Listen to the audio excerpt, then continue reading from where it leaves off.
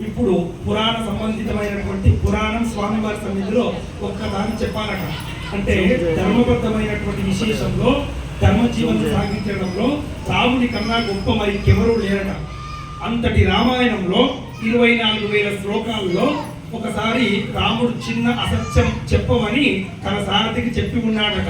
ఏ సమయం అది అంటే అయోధ్యకాండలో రామచంద్రమూర్తి అయోధ్యను వదిలేసి అయోధ్య నుండి అడవికి వెళ్ళేటటువంటి సమయంలో సారథి రామచంద్రమూర్తి, లక్ష్మణమూర్తి, సీతమ్మ తల్లి అందరూ కూడా రథంలో కూర్చొని అయోధ్య నగరాన్ని దాటుతూ ఉన్నారట. అలా దాటుతూ ఉంటే అప్పుడు మళ్ళీ కొంత మెలకువ వచ్చినటువంటి దశరథ మహారాజు గారు మళ్ళీ తన నిద్రించినటువంటి ఆ గది నుండి బయటికి వచ్చి ఆ రథం వెనకాల పరిగెత్తుతూ రామ రామ రామ రామ ఆగు అడవికి వెళ్ళొద్దు అని చెప్పి ఉన్నాడట.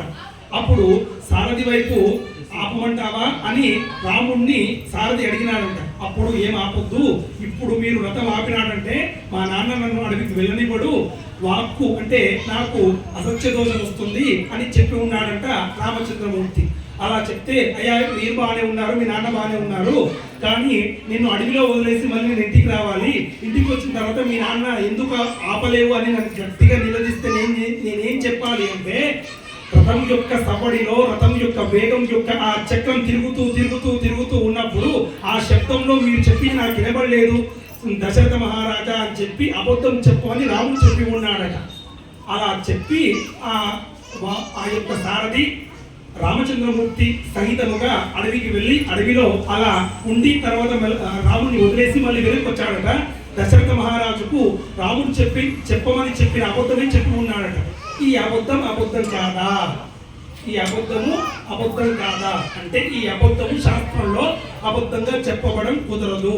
ఎందుకు అంటే పెద్ద ధర్మాన్ని నెరవేర్చడానికి, పెద్ద సత్యాన్ని నిలబెట్టడానికి చిన్ని అబద్ధం కూడా ధర్మబద్ధం అవుతుంది. అందుకే రాముడు ఈ అబద్ధం చెప్పించినా గానీ ధర్మబద్ధుడే.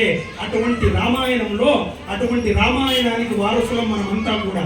అటువంటి రామచంద్రమూర్తికి నమస్కరించి రాముని వలె అంటే ఇలా అబద్ధాలు చెప్పాలన్న ఉద్దేశం కాదు, పెద్ద ప్రాణం అంటే ప్రాణమే పోయే సమయంలో చిన్ని అబద్ధం ఆడినా తప్పులేదు, కానీ భవిష్యత్తు ఎందు ఆ అబద్ధం వల్ల మళ్ళీ ధర్మం నిలబడాలి. కాబట్టి అటువంటి ధర్మమైనటువంటి జీవనం మనం సాగించాలి. ఈ అసత్య దోషం రాముని కంటదు. రాముడు ఎప్పుడూ ధర్మాత్ముడే, రాముడు ఎప్పుడూ సత్యవంతుడే. అటువంటి సత్యధర్మమును పాటించే రామచంద్రమూర్తి మనందరికీ కూడా రక్ష అవుగాక. ఓం స్వస్తి.